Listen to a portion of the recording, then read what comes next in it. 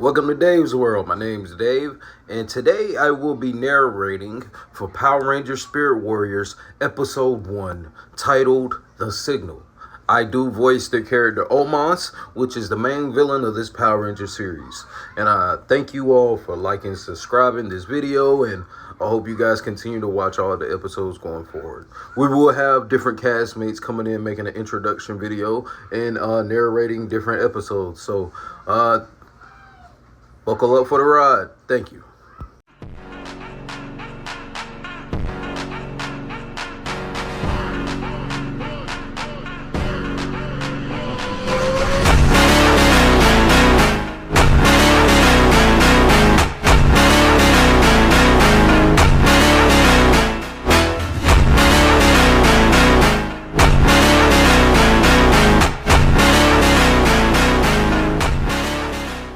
We begin our story located deep, hidden in the jungle with a giant lion head in front of the command center.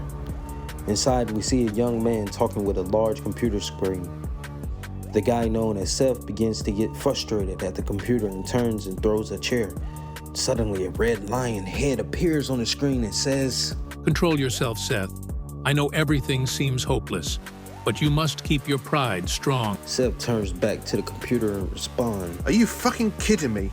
Cleo is gone, and these fucking demons are now loose. I can't do this alone. We must send the signal.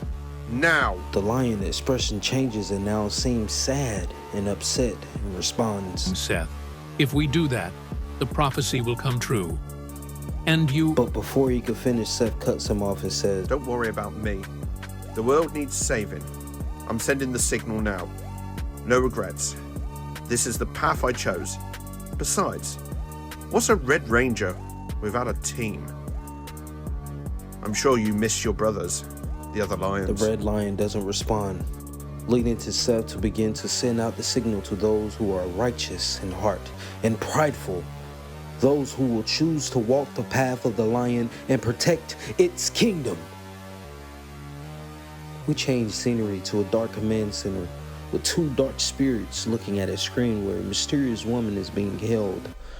The gold spirit, Omos, looks at the other black spirit, Kang, and says, "Go in and see what you can get from her. Either she tells us all she knows, or we destroy her and this planet here and now." The black spirit responds back, "Yes, I shall complete this assignment. With all of the darkness I can summon, we will run the world or be its destruction." As the scene switches to the closed-off room where the mysterious woman is revealed to be Cleo, the spirit mother of the Spirit Warriors. Kang approaches her and says, "The destruction will come, and those pathetic excuse of warriors will die. So stop stalling and tell us where it is." Cleo, very distraught, responds. "I don't know what you're looking for, but you demons shouldn't be breathing." Kang claps back. "These lies you spill, I will equal with blood until you decide to talk. And don't worry, I haven't forgotten about those spirit punks of yours." The Spirit Warriors hold incredible power that you demons cannot imagine. They will stop you. He will... Kang cuts her off by slapping her, making her spit up blood as he responds back. "When it comes to power, we demons are unmatched. So don't you dare threaten us when you yourself, the all-powerful Spirit Mother, couldn't stop us from taking your bum ass. We will make an example out of you to show the world our power." As Kang begins to laugh at Cleo, who is powerless to move, we turn back to a park where two guys are jogging and practicing Kung Fu. One guy in yellow known as Jack, and the other in blue who goes by Anthony. Jack finishes his jogging and runs straight at Anthony as he is practicing his stances. As Anthony looks at him from the corner of his eye, he grins and says, "Oh, so you really thought I wouldn't notice your huge head running this way?" Jack laughing says, But stop me? Is the real question. Suddenly, they begin exchanging blows, each dodging, each throwing critical hits. Anthony smirks and jumps back, landing on a bench and nearby, and then he says, As fun as this is, hold up a sec. My watch is going crazy. as Anthony looks down at his smartwatch, it begins glitching, and a blue line face could be barely seen in the static. But his watch is not the only one malfunctioning. Jack's smartwatch is also glitching, except a yellow line could be seen on his watch. They both look at each other and quickly come together. Anthony then says, I think this is the time we head to my lab. Jack then responds, Yeah, I'll call the others. Maybe it happened to them also. We turn to the others they were referring to, as the scene changes to a house fully decorated in Christmas lights. We see a brother and a sister arguing over the bathroom. Oliver, the brother, is banging on the bathroom door as his sister Olivia is getting ready. Oliver says, Look, sis, I could care less about your date. We gotta find out the whole where the others found from the weird shit that happened to our watches. As he sits down back towards the door, he says in a low voice, I've lost the opportunity to be great. Even though it's weird, this may be my second chance. But before he can finish, the door swings open. As he falls back, his sister responds, Don't get all sappy on me. You only need me because my car works, unlike your piece of shit. But you're my brother, and I always got your back, so I guess I can give you a ride. As the two share a laugh, they begin to gather their things and start on their way to the others to a location of the mysterious distress signal that came through during their time of their watches glitching. We change scenes to a distant jungle where a warrior dressed in white is fighting off evil henchmen. You guys are still just as pathetic as you were hundreds of years ago. As he pulls out his twin swords, he starts dancing around the enemy as he raps. Yo, blades pulled, ready to go. You guys are a bunch of fuckheads, way too slow. Watch how I combine my weapons, ready to blow your heads off, the ground soft, enough to bounce your bodies off. As he spins, slashing away, cutting the enemy down into pieces, they start to come together to make a powerful monster. Gunnar then looks at his morpher and says, Sorry, my old friend. I didn't expect to be using you until we meet with the others. But you can't help the way the wind blows. As he gets into his stance, he looks up at the hideous monster and yells, Lion unleash, white spirit infused! As a white light slams down, forming a new White Ranger. It's only there for a second as the monster explodes. As Gunnar demorphs and walks away smiling, he says, You must be very uptight to end it so fast, my boy. Didn't leave much to show besides a huge crater in the ground. But anyways, time to move on. We must find her. I'm sure this is the last location I was able to pick up from above. I pray we aren't too late. As we change scenes from Gunnar, we turn back to Anthony and Jack, who are greeting the others as they arrive. Jack speaks up first. What up, my favorite brother and sister combo? Did you guys bring boots? It may get sticky. Welcome to the mysterious woods. Olivia then responds, Ew, what the hell are we about to do? I just wanted to see why there was a distorted lion in my watch. Not go searching for Tarzan. Anthony then speaks. No worries, Olivia. We'll have all the answers we need. Just a couple links ahead. Alright, team, let's do this. Stay close together. Make sure we can see 2 feet ahead of us. Be on the lookout for any strange movements. As the others start laughing at Oliver while leaving him behind, as soon as they get into the woods, 5 strange creatures resembling lion tamers, covered in black and gold, pop up from the ground and surround them. What the hell are these uglies? I don't know what asshole you shits crawled out of, but you're on your way back. Jack jokingly responds, So, does this mean we're about to kick the shit out of shit?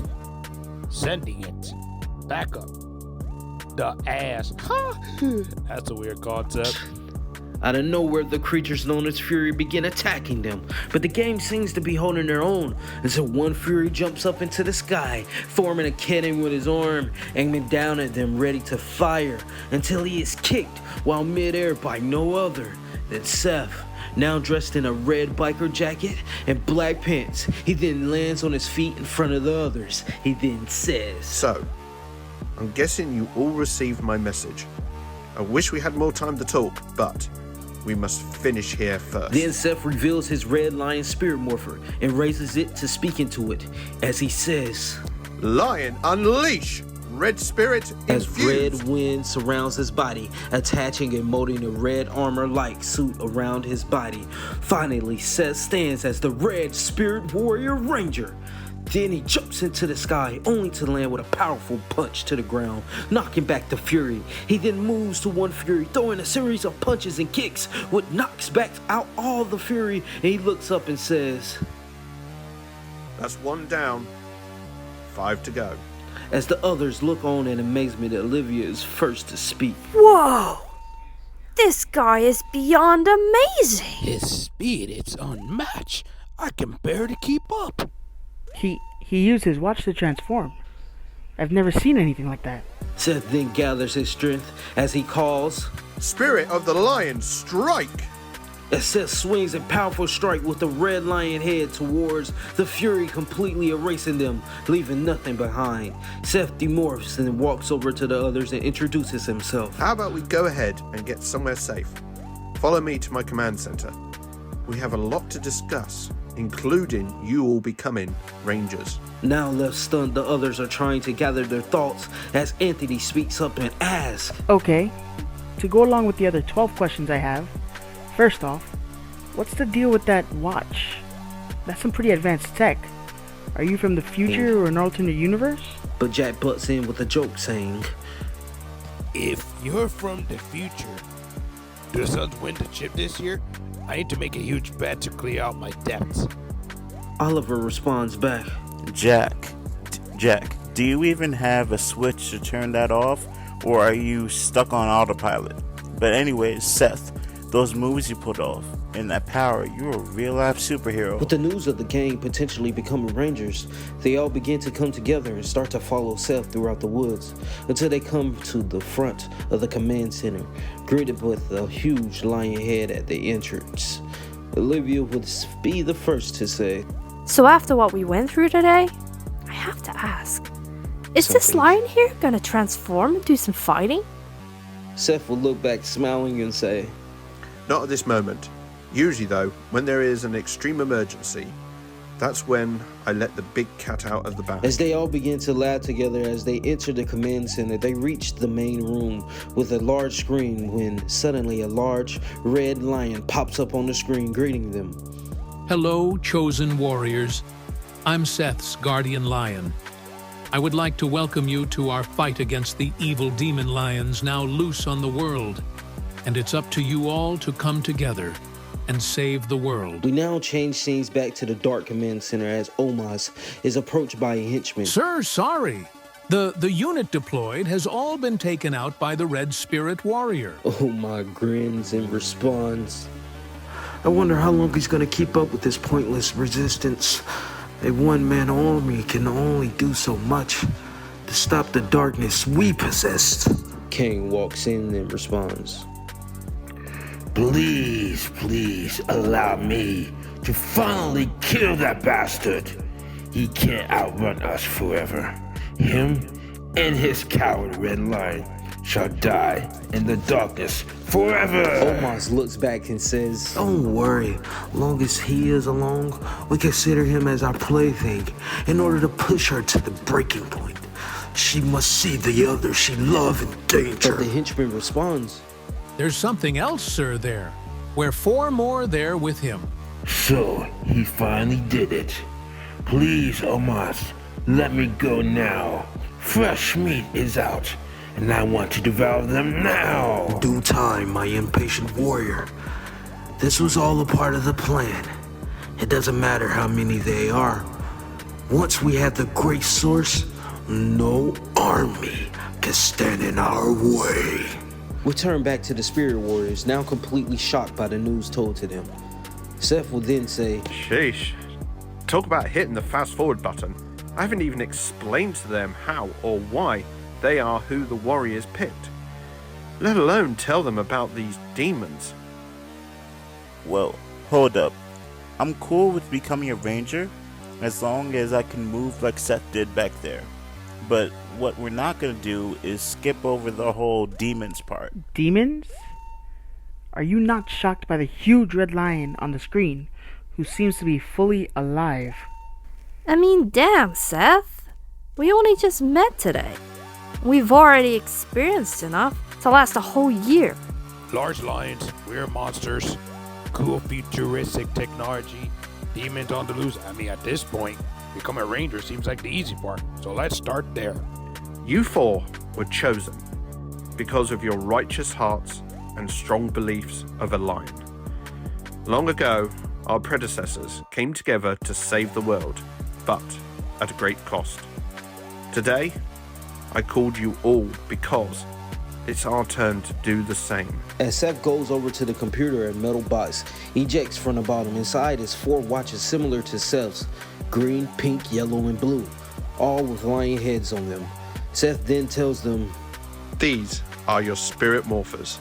As you've seen earlier with mine, we use these to become the spirit warriors, fighters of justice. But in order for these to work, you all need to do some soul searching. In order to free your lions, they will be the key to your powers. They all look up to each other in confusion until the red lion speaks up. This will not be an easy mission, but the end result will change your lives forever. Because in order to save the world, free your lion spirits and defeat the demons, you must die. And with that shocking news, Spirit Warriors, Episode 1 comes to a close, with our soon-to-be new Rangers on the verge of becoming powerful warriors. Will they prevail to survive and become legends? Or is it the dark future on the horizon? End of Episode 1.